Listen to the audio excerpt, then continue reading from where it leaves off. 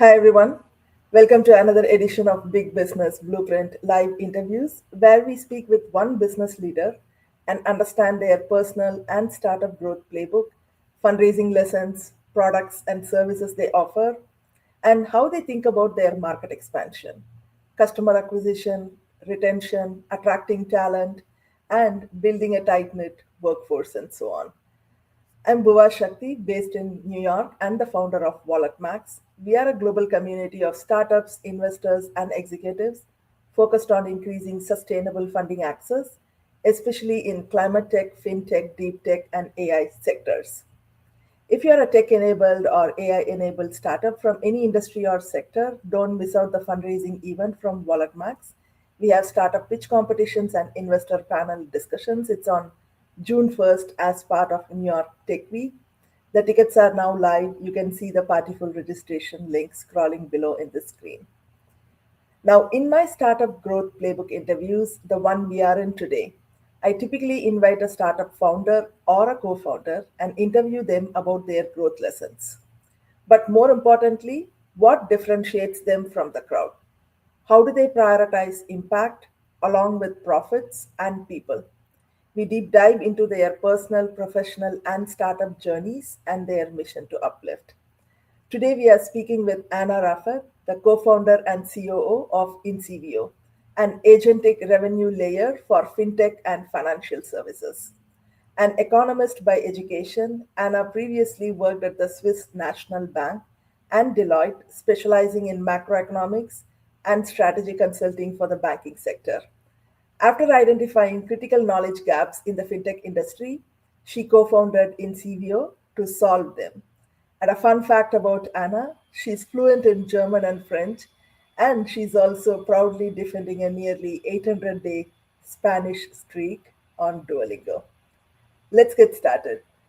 Thanks for joining us, Anna, today. Could you share a bit about your background and journey towards launching inncivio? Thank you so much for having me, Bhuva. I'm really happy to be here. I mean, I grew up in Europe, in France, but I'm actually German and always loved understanding things and simplifying the world out there. And actually, that's how I decided to study economics, because I think it's a great bridge between the qualitative world, the quantitative world, and trying to simplify everything without having to specialize in an industry at the beginning. And when I started economics, I had a chance to go either into the public sector, private sector. So I did a bit of both, starting at the Swiss National Bank, as you mentioned, in research, and then actually going into the consulting world before joining a fintech with my now co-founder, Gassin. And that's actually what inspired me to start inncivio through multiple reasons. Yeah. Yeah, no, definitely. So the traditional financial services sector has a lot of gaps, not only in US but elsewhere in the world. But what gap in financial services specifically made you realize that users needed more than dashboards and transactions? I think the main thing that triggered that interest is I think it's the complexity of the industry. Finance is pretty complex, right? I mean, as is insurance, healthcare, but finance specifically, there's a lot of knowledge you need to master as an end user.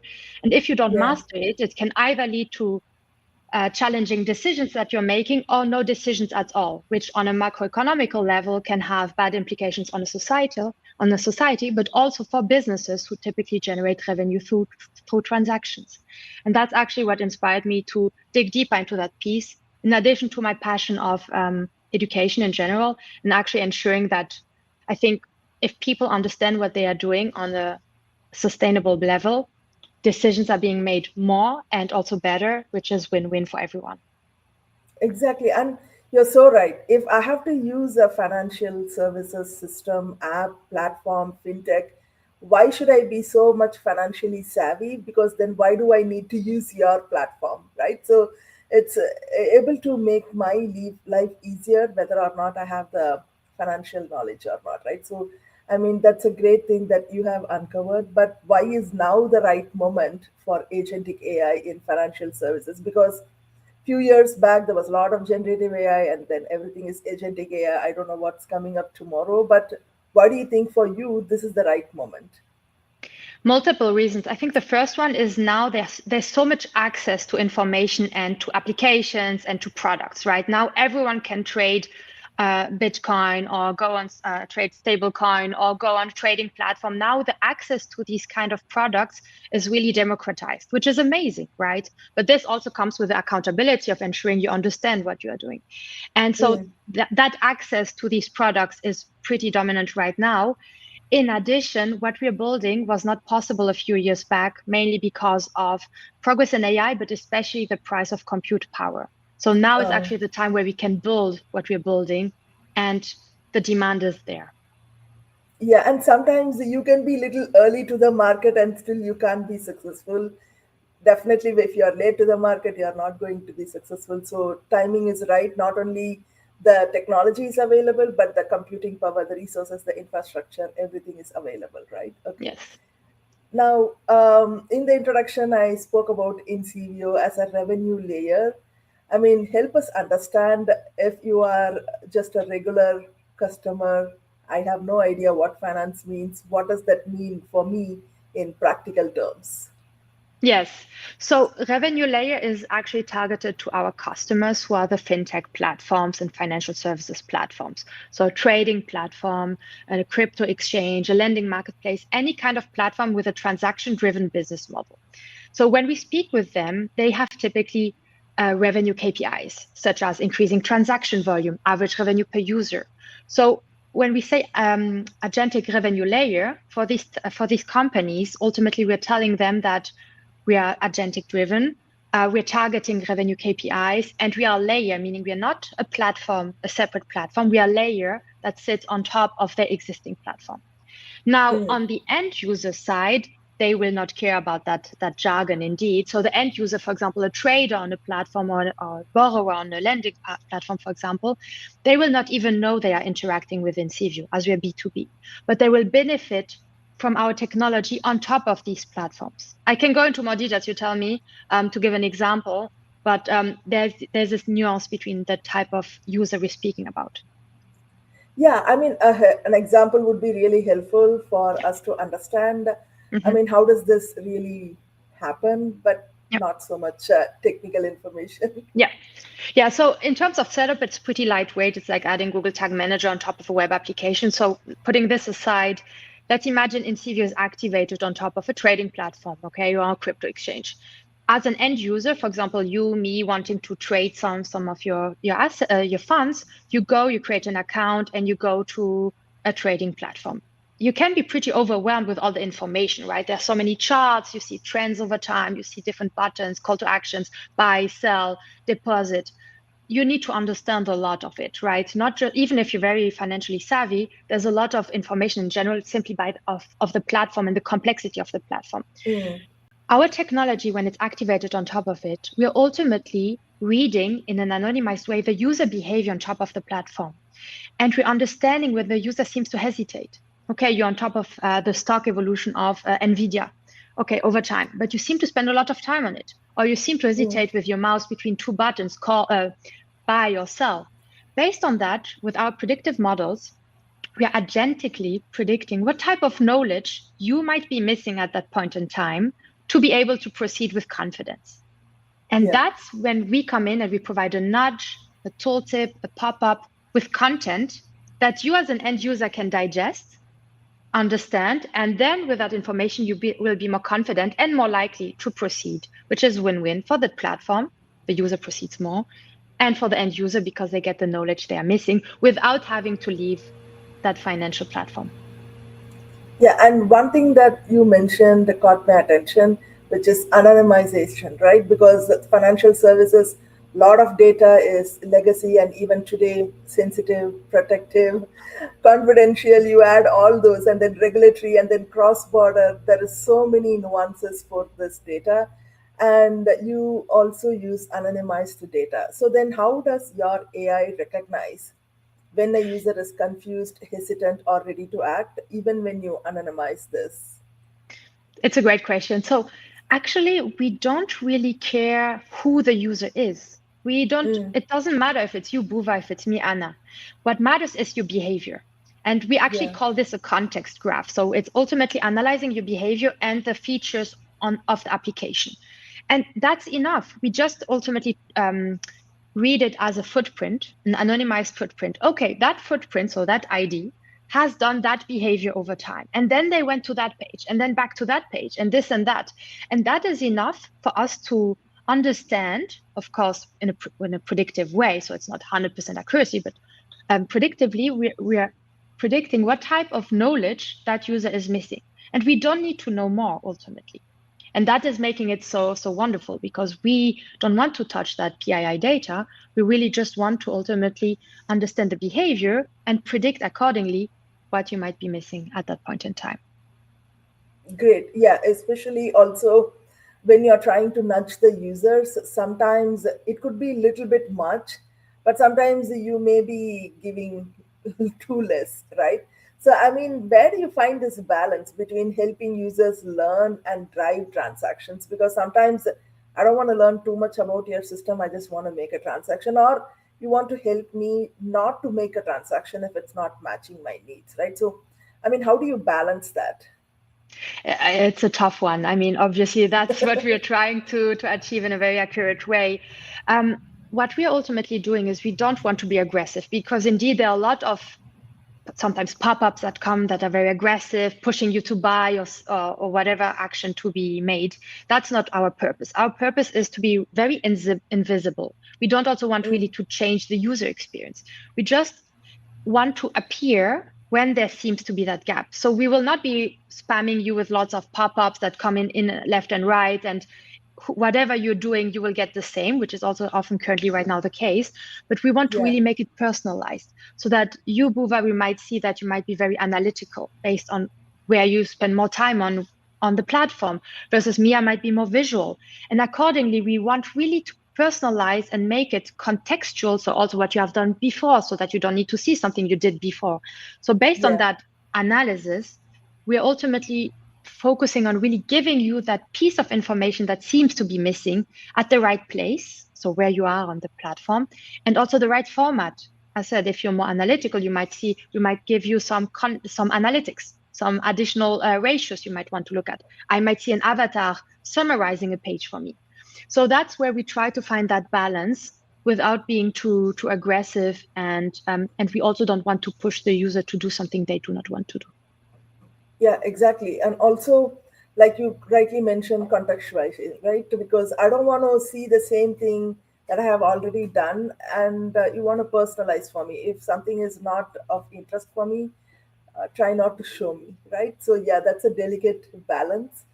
But would you say that fintech growth is really more a behavioral problem rather than a technology problem? I mean, how do you, I mean, differentiate that? I think it's both. For sure, Uh, technological problem. I mean, even when we speak with our customers, they are focusing on the execution piece, right? A user comes to a trading platform to execute a trade. So that's the bread and butter of the industry, and that should not be changed, and even actually should be improved. And nowadays, there's so many like ways to optimize workflows and leveraging also different ways of to accelerate the process of non-boarding or to accelerate the process of a KYC. There's so much nowadays that can be done to improve the technological part, which is perfect. We are complementary on that side. So we come in complementing the core focus of such a fintech platform or financial institutions platform by trying to provide that additional guidance that the users might be missing, which is a very different type of skill set and focus, as we do not want to interfere with the technology and the execution piece. We want ultimately to be that invisible guide to that user already on the platform, already convinced by the platform, but to ensure that that their hesitation becomes knowledge and ultimately transaction. And in that sense, do you think so? You sit on top of the financial institutions platform, whatever that is, right? So to leverage you, should I have certain set of infrastructure and tools? Am I limited by integrating with you, or should I change things that I'm already doing so that I can have your layer integrated from a technical perspective? So disclaimer, I'm not the technical co-founder here, but ultimately our purpose is to make it very lightweight and simple, and also to not interfere with the product, nor the service, nor the database of the customers. That's really one of our value propositions. Also keeping in mind, we sell to commercial teams, to chief revenue officers, to chief commercial officers. So for them to be able to implement it, needs to be very simple and lightweight. So Yeah. how we do it is like adding Google Tag Manager. It's like adding a line of Okay. code to your web application with a token, and ultimately it's activated. And then we have our APIs in the background that are running. So typically, it's pretty agnostic to the technology of the platform. We've spoken with dozens and even more than that of platforms, and there hasn't been any issue. Sometimes they don't have a staging account where they want to try it out first, so they might create one, even if some have directly put it live without even wanting to test it on staging. So that might be a nuance. Maybe one additional thing is we focus right now on web, but we're working on mobile as well, and that will be a big uplift for us as well moving forward. Yeah, and that's a follow-up question anyway I had, and you covered it. Because is it only for web, mobile, responsive, different devices? How does it work? Got it. Yeah. And maybe a quick follow-up on that. Is it more, let's say, country or region specific or sector specific? Meaning, let us say you build something for US customers. Can you use it in Canada? Obviously, there will be some minor updates that would be required, but or will it be a full overhaul whenever you try to build it for different countries and sectors?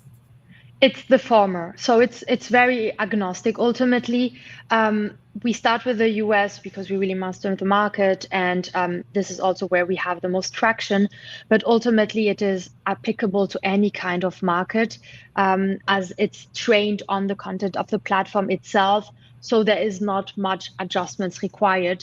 Obviously, the language. We've spoken, for example, with a trading platform in Japan, so everything would need to be Yeah, adjusted to Japanese, or to the yeah, UK. Well, that's actually it's also English. Of course, in Europe, Switzerland, we're speaking with some. So there might be an adjustment, but they are very lightweight. We want to start with one market, just in terms of go-to-market strategy, but ultimately it is applicable to all. yeah. I mean, especially if you're a global financial institution or global corporation, it makes sense for you to build in one place and extend with minimal updates across markets instead of trying to build it over and over again, Yes, right? So that's absolutely. a good value proposition. Yeah, Yeah. definitely. Now, when it comes to the end customers of your customers, right? So you are B2B, but then their customers are typically B2C, some cases B2B maybe.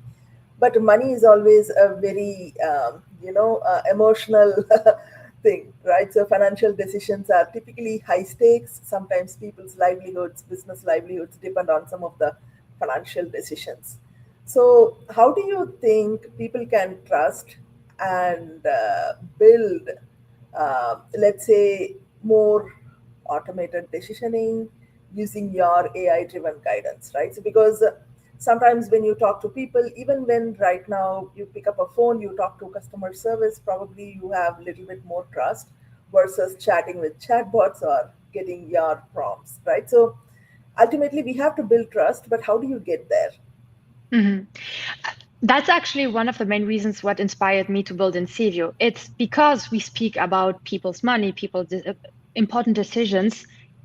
If there's a lack of understanding or of knowledge, that has really bad implications on the macroeconomical scale. So actually, that's what inspired me. Let's give the knowledge that is missing to be able to take the decisions, the financial decisions. Of course, how to trust. I think that's first. Nowadays, we are overwhelmed with any kind of information, AI tools out there. Think critical thinking is something we should never give up, and even be more and more cautious. I mean, now I'm on the phone, I never know, is it is it an AI agent, or am I speaking to a human, right? So Yeah. there's so much. We really need to develop some kind of critical thinking, I think that's fundamental in general. um, we are not an advisor. We are not going to tell you, you do this or you do that. Where there, it's very important to be careful about what you trust. We ultimately just highlight the information that is already there to you, but contextual and adjusted to your current situation on the platform. So ultimately, we're giving you more information. And that additional information should give you the level of confidence that you might even be missing to be able to proceed. Of course, you can challenge then what's the definition, whether the information is correct. From that perspective, as we are fully trained on the content of the platform itself, we establish multiple guardrails. That level of confidence should be there. But of course, then there's still this additional critical thinking that should not disappear from the end user that is exposed to the content in general. Yeah, exactly. And you made the right distinction. Robo advisors are totally different from what you are offering, right? And also, obviously, when you're speaking on phone with customer service, you these days don't know are you talking to a human or a AI, right? So Yeah. that distinction is there. So maybe just a quick follow-up question on that, and also more importantly, you mentioned about let us say building trust, right? So it's going to take a little bit time and things of that sort. But how do you customize this? Let's say today my priorities could be different. Few weeks later, my priorities could be different. So, how are you tracking this and personalizing and still maintaining context for me in my life journey? And does your customers, your B2B clients, also have the flexibility to make adjustments as needed based on their portfolio and things of that sort? Yes. So let's start with our direct customers, the platforms. They have full control over our technology. So usually how we work, we do a setup where we define also together the KPIs of the platform, right? Is it to increase transaction volume, for more trades, more deposits, more loan requests, whatsoever? So we're training really the model based on the goals specifically of the platform. And we can also we even incentivize them to give us their documentation or their any kind of knowledge base so that we can further train our models based on their content so that everything is tailor-made to the goals of that platform. Of course, they can evolve, and that is also the beauty of our technology where we can keep adjusting. We have one customer right now, Uh, for example, they're integrating a new vendor, a new provider, and there will be some changes in some of the conditions, etc. We keep training the model accordingly and adding additional dimensions to consider so that these changes are happening. From a product perspective, in case that's also a point, even if there are changes on the product, like imagine the product team has changed the button, a location, a different yeah, word, that keeps being, we read this in real time and therefore adjust in real time. So that does not require any additional changes from our side to adjust to the changes on the product side. Now, yeah. I on mean the that's end, a great sorry, go. benefit for us, right? Of course, yeah. Yeah, yeah. Go ahead.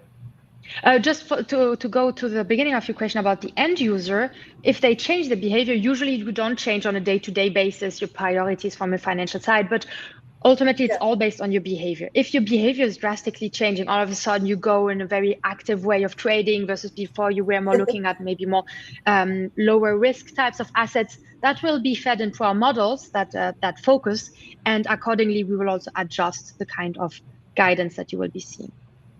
yeah, exactly. And it's a good distinction between product changes versus behavior changes and already business changes, right? So, product changes are constantly happening. So, if every time a product change happens, you will have to adjust, then that's going to increase the cycle time for the product Of launch course. itself. So, that's a good thing that you're not doing that. So, it's easier. But then, in terms of behavior, making it more I mean, I wouldn't say real time, but more like a near real time or a regular check-ins instead of on a daily basis. So obviously no one is going to change behaviors every day. Maybe that's a different thing, right? Yeah, good.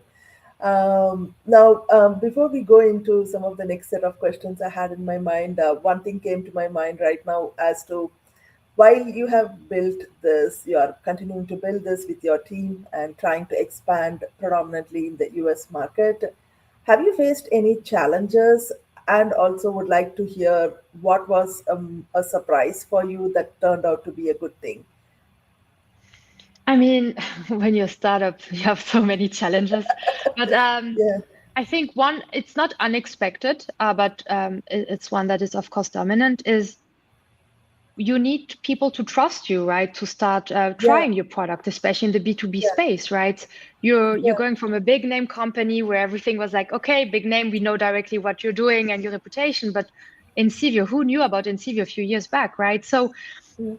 that's how to establish this level of trust, right? That I think is really something that keeps me up on a daily basis, and how to really ultimately be able to sell, especially to the first customers. And Yeah, what I've learned and what I'm trying to apply on a day-to-day basis is time to value. Reduce as much the time to value. If the customer needs to invest time before benefiting from your technology, why would they do it if they don't trust you, if they don't know that what you're doing is actually bringing value?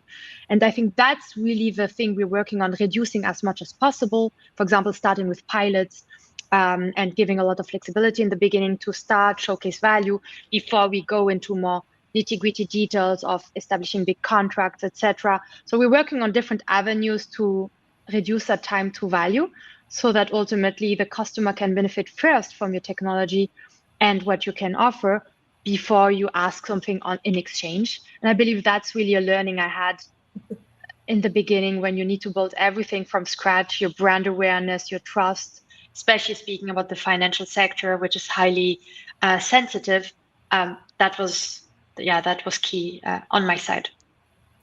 yeah, no, definitely. And especially also, you have to build trust with your B2B customers who are then trying to build trust with their B2C customers, right? So, trust is a very integral part in all of this. So, yeah, really, especially in fintech and financial services, trust goes a really long way, establishing that very early on, right?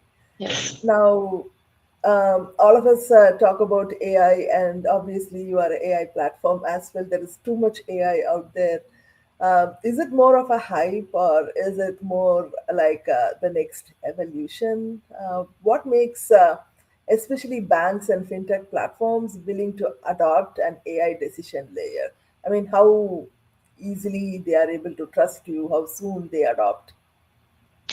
I think there's now a huge. It's interesting because I'm speaking to a lot of chief revenue officers and C levels in our ICP, and I've seen that there's a huge mandate now for the leadership team to join that wave. I think there's a huge FOMO that if I don't implement AI now, whatever shape or form, I'll be behind, right? Because my Yeah, cost will be so high, or my customer experience will be lower, or whatever reason, right?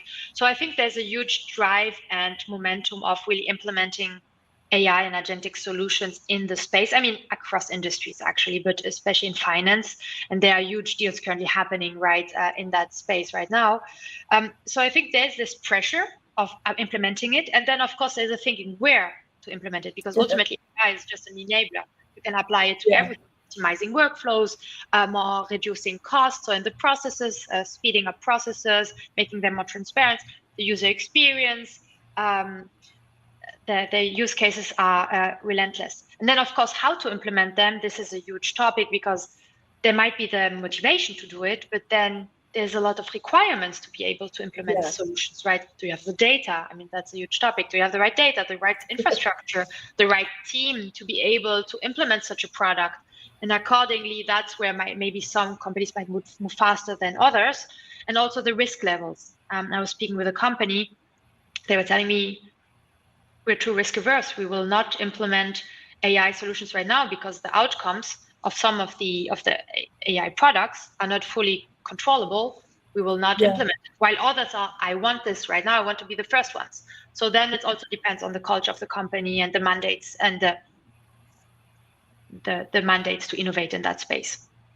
Yeah, exactly. So depending on the risk level that they are willing to take, then probably they can adopt. But also, you rightly mentioned where, okay, if I make the decision, am I going to implement it everywhere in the organization? Who's that first set of pilot team that's going to implement, and who's required from their side to work with you to Yeah. support it, right? So too many Yes. things go into this while they make this decision. So it's really important for you to showcase the ROI for using your product, right? But you also mentioned earlier time to value. That's a very important metric that we are concerned about, because you can give the best product to your customer, but if you don't generate value soon enough, then probably either they are losing out to their competition, or the technology has moved on to something else, right? So timing is really, really important when it comes to your end customers in terms of your B2B customers. But then for them, timing matters again in user engagement and conversion, right?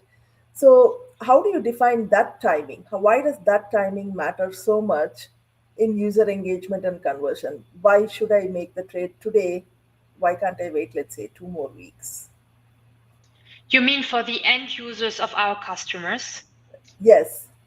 I mean, I think uh, you tell me if I misunderstood the question, but ultimately, I think what is really important is it's when a user does the effort to go on a trading platform, a crypto exchange, and they need Mhm. time to take a decision, not because by themselves they need to do an assessment, but because of lack of information and confusion, that's a lost Mm. opportunity for the business, right? For example, what I've spoken with a few of our customers or potential customers with is a user goes to a platform, seems to be lost, and they drop.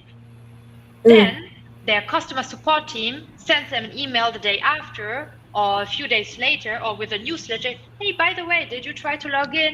Maybe we should have a chat and I can walk you through it. But that might be already too late. That user who was Yeah. already on the platform, very eager to make a transaction, lost maybe that momentum.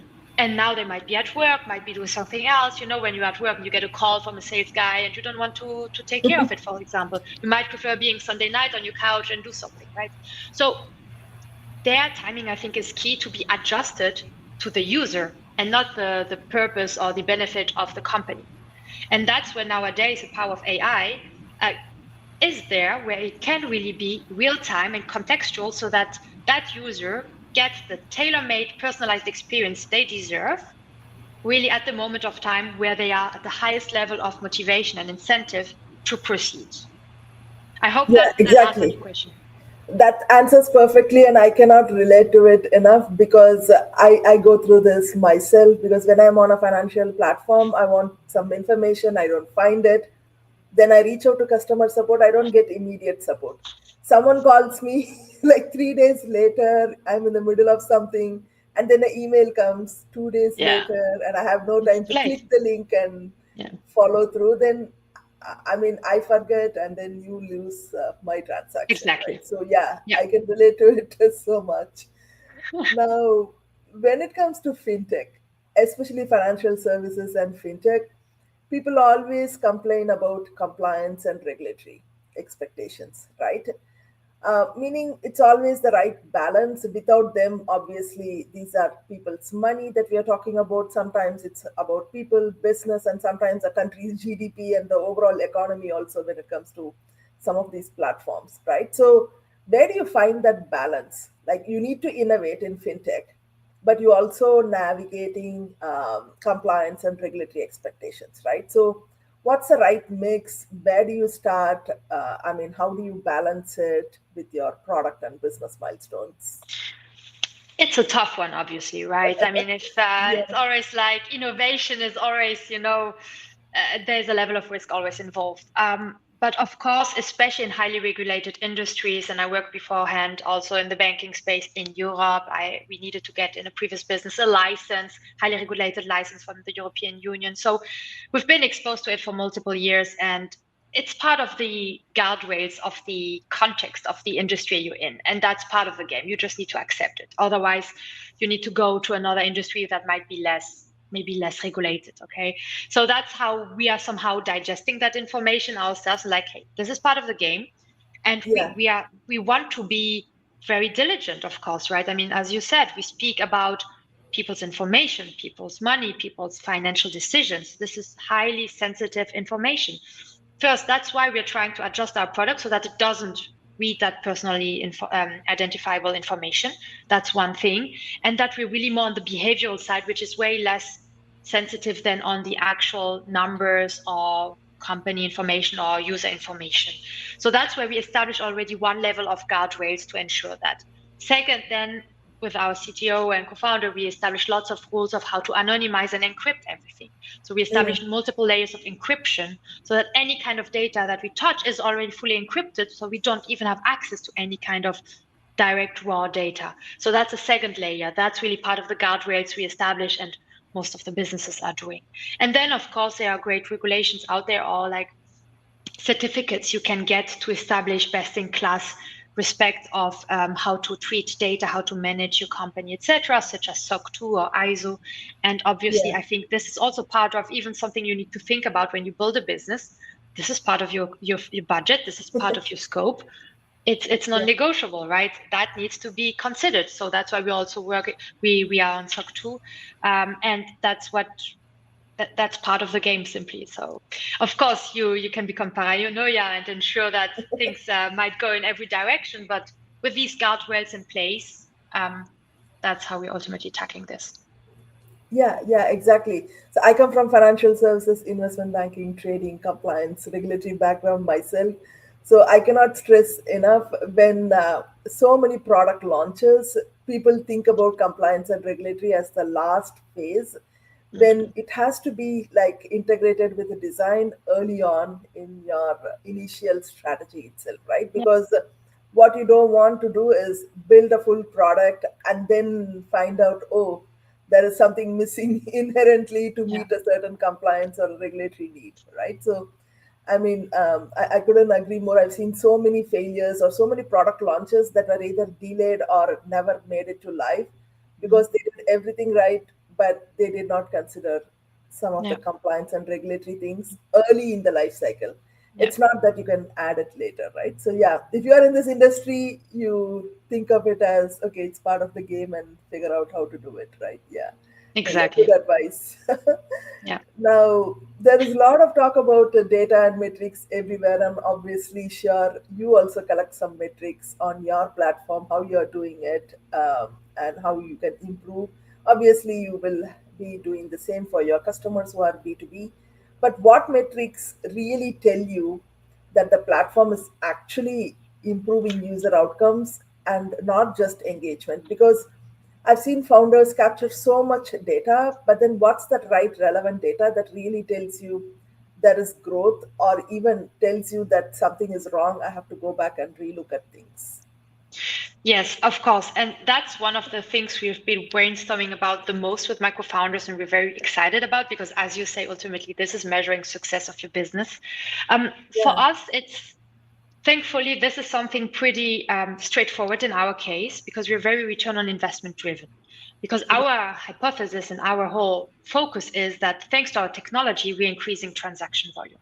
So it's very connected to the revenue piece of the business. So how we're measuring it, we're trying to streamline it as much as possible. We have some adjustments we can do based on the customer and the customer type. But ultimately, the metrics we're looking at and that we're tracking daily is for our customers.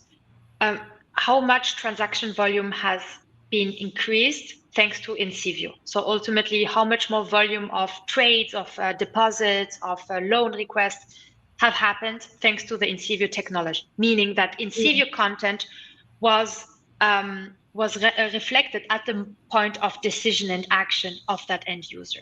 So that's something we're measuring in real time, and that's a metric we're tracking. And currently, we're seeing about 20% uplift in transaction volume thanks to our technology. That's the main one. Obviously, when we keep track of it in real time. Over time, we compare it also before inncivio and how it worked, or versus control groups which do not use inncivio. And then obviously we have some more descriptive metrics, such as how many interactions per user journey happened with inncivio content or not, so that we can also really see the impact. How often was inncivio present in a user's journey on the trading platform? And how is it connected to the increase in transaction volume? And that's where we can really very quantitatively, so difficult to negotiate or to challenge, see the impact, which in our case is pretty simple, but I know other use cases where it's more qualitative or more difficult to connect the dots, right, between the impact and the presence. Yeah. Yeah, exactly. And if I am a B2B customer for you, I would obviously welcome that. But sometimes some B2B customers are a little bit skeptical. How do I know my volume or increase in engagement or outcome is only from your platform? Is there a way to do that or is it more tricky?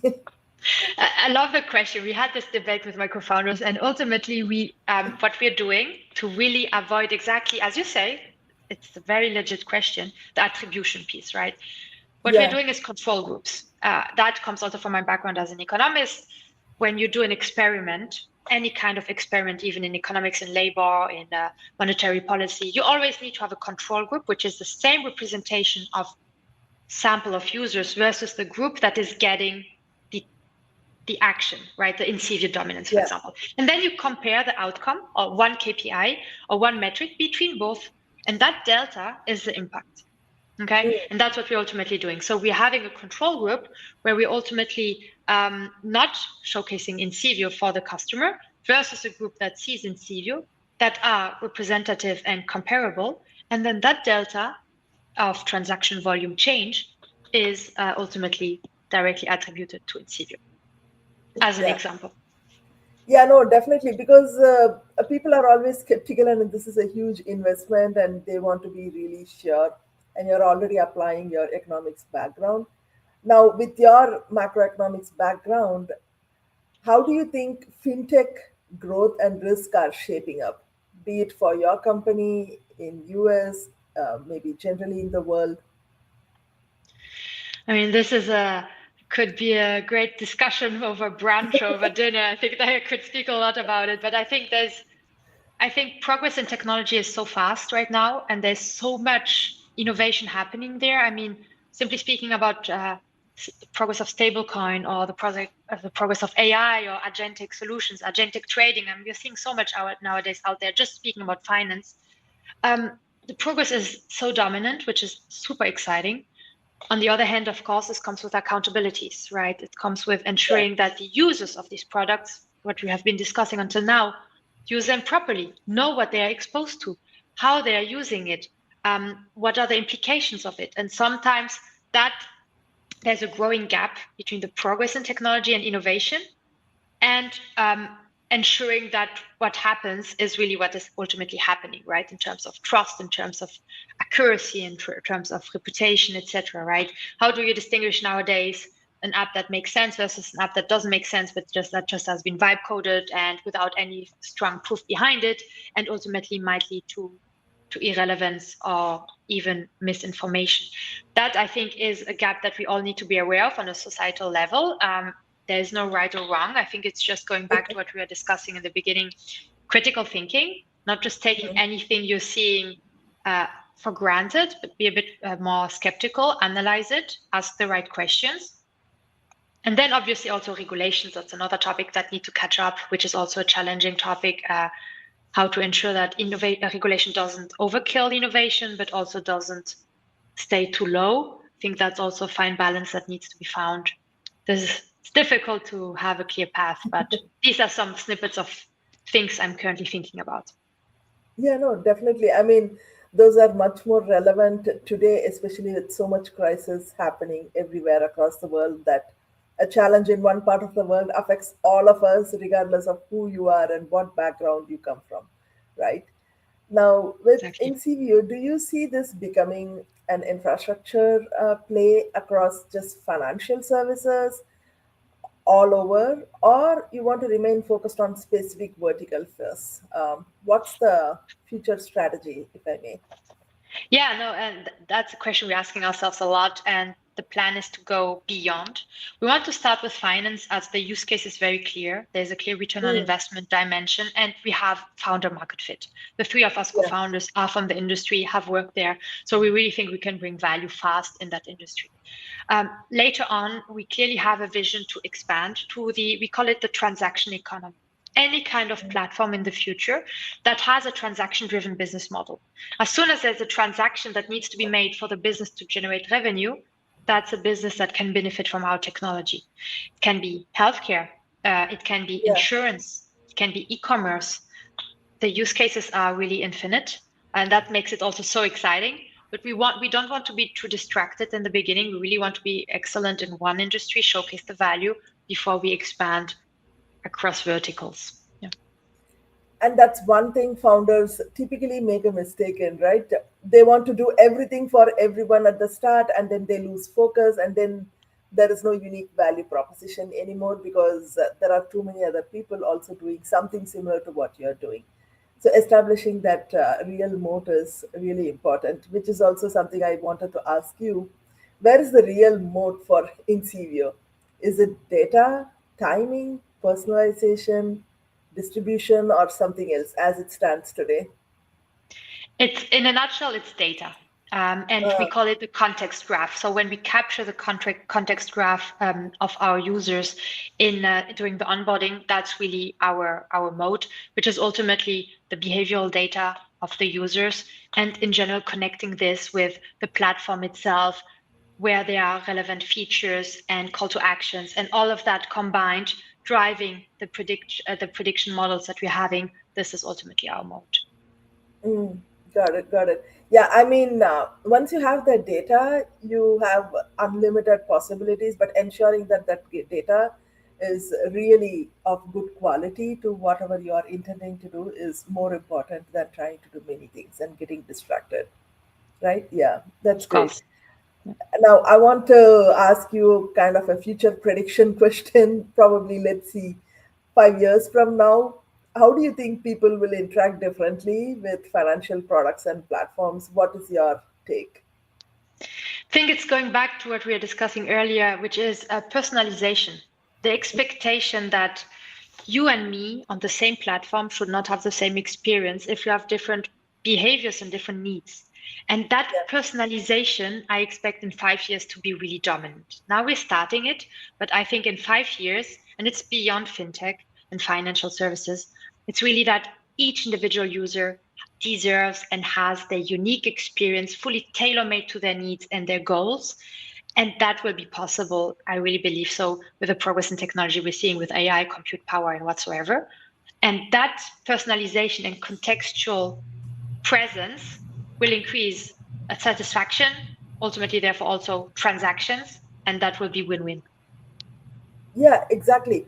And in 2026, why am I not getting personalized service from a financial institution? It still amazes me.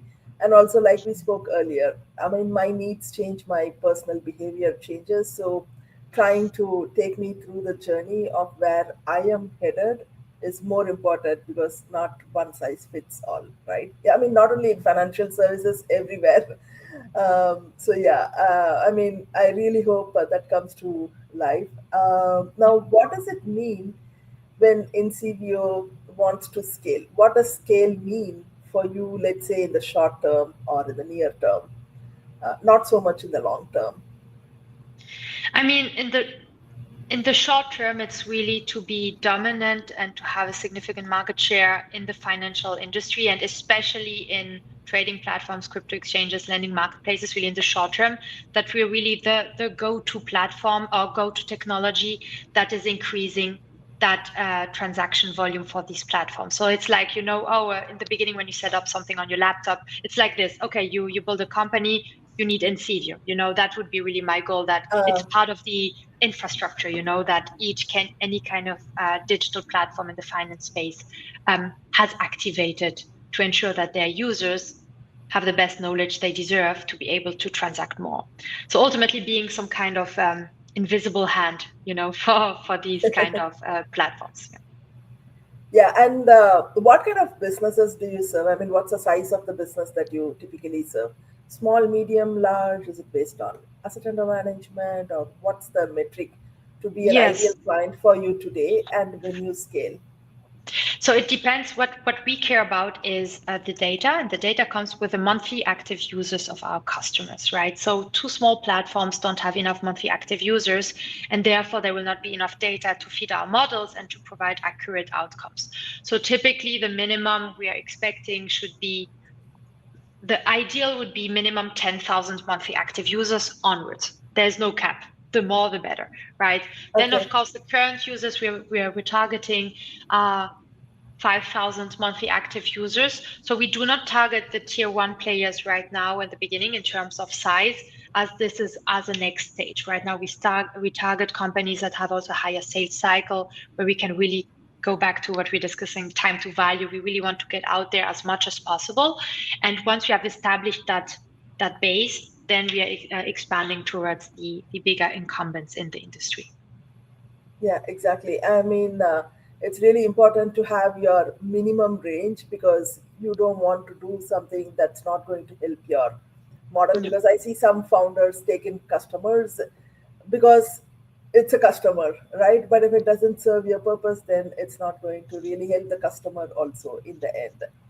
Now, Yeah. in terms of, so you mentioned data and let's say potentially 10,000 active transactions. Now you're at 5,000 and so on and so forth, right? Let us say you have a client that has 10,000 active transactions per month, but their data is not in the right format or the way, or it's incomplete to do your work. What happens then? So you have an ideal customer, but then you're unable to start your work. Do you then bridge the gap before you start the work? So the good thing is we are we are measuring the data in real time. So the data, there are two types. The main data is the user behavior. So that we control. So when we are activated on top of a platform, we start reading the user behavior. This is data, and that we have full control over once we are set up on top of the platform. So that usually does not require any kind of uh, gap that we need to close. The only thing that might be the case is, for example, we have three AI models in the background. We have a clustering model, a large language model with a RAG, and a predictive model, a reinforcement learning model. The second one, the large language model, is connected to a RAG, which is ultimately trained on the knowledge base of the customer. That can be the case that the customer doesn't have a knowledge base they want to share, or that they can share one, or whether they even have one. Knowledge base can ultimately be FAQs, documentations that they have, SOPs that they want to share to train the model so that the outcome becomes way more accurate, leverages really the semantic of the customer, etc. Some of the customers might not want to share that or give it, which might lead to some more time until the accuracy becomes very high. Yeah. But this is automatically continuously being trained as there is the user data that we already trained on, the behavioral data, and therefore the gap is very quickly closed as long as there are enough users on the platform. Got it, got it. And earlier you shared something about the challenges and things you are learning when it comes to your B2B customers. But personally, as a co founder and a COO, as a, let's say, entrepreneur, what have you learned and what are some lessons you can share with the other founders who are either in this journey or trying to start this journey? So many again. There's like I need to think, but probably one is it's. I feel like everyone is saying it, but one is don't fall in love with your product. Yeah, And speak to customers, and they are connected, right?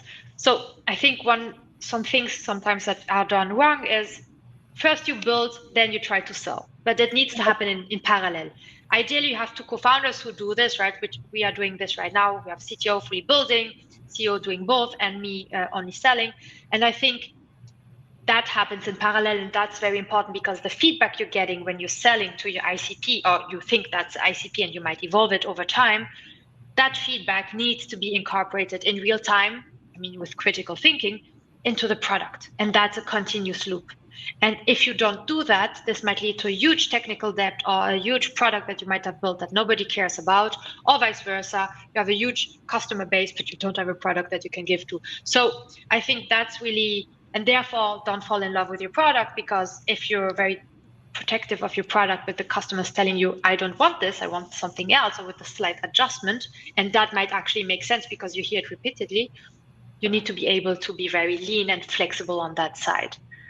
I mean, this yeah, plus exactly. 10,000 other things. Yeah, I'm very much aligned with this because sometimes investors also, when you're fundraising and when you get a venture capital check or something beyond, they want someone who's also coachable because you don't want to be very much tied to a product that you have built if it doesn't serve the purpose for your customers, who in turn should be able to generate revenue for you and for your investor, right? So, and your customers also, your B2B customers should also see better ROI so that they can continue to come back to you. And if the product doesn't serve the purpose, it's not going to be of help. So, yeah, I mean, I'm very much aligned with that advice. Yeah. Yeah. Yeah. No, exactly. Yeah. Yeah, yeah. And I know we are kind of coming up time. I have one last question for you. So, when inncivio succeeds at scale, what will fundamentally change in how people make financial decisions? I hope what will change thanks to Incivio is that people will be more confident and take informed decisions. I see too many like rash actions of I want to do this now. My grandmother saying, "Hey, I want to buy crypto. It's super safe." I was like, Yeah, "Great that you want to go there, but these kind of statements, I want them to be reduced worldwide." And I think that is really what excites me. It's win-win for the businesses because when people take informed decisions, they will be more sustainable. Therefore, there will be more revenue generated for the business. And I think that's a really win-win situation that I want to strive towards. And I believe Ensivio can be part of the solution to it. yeah, and when customers are more confident, the stickiness increases with your business, and then obviously the business is going to try to expand it to other regions, other products, other things where they are operating. So it's a win-win for everyone involved, and obviously for the global economy maybe because people are making better decisions, I would think.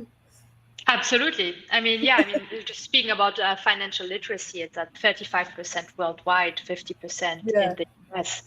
We can improve that, right? And yeah, yeah. just as one statistic, yeah. Yeah, no, definitely. So, how can people get in touch with you? What are some things you're looking for your personal journey and your startup? I mean, I'm always eager to speak with other founders building in that space or companies that could be interested. I'm easily accessible through LinkedIn. You can find me under Anna Raafat, and otherwise on our website in Civio, you can book a call with me as well. I'm always just excited to speak with other founders, people who are facing that challenge that we are solving, open to run a pilot together. These would be great ways to collaborate moving forward. Yeah, exactly. I mean, connecting with other founders is a great way. Sometimes founders think they need to be connecting with investors all the time, but connecting with other founders also helps you not looking at as a competition, but more a collaborative approach where you can also still learn and try to scale together. Yeah, I mean that's a great Absolutely. point.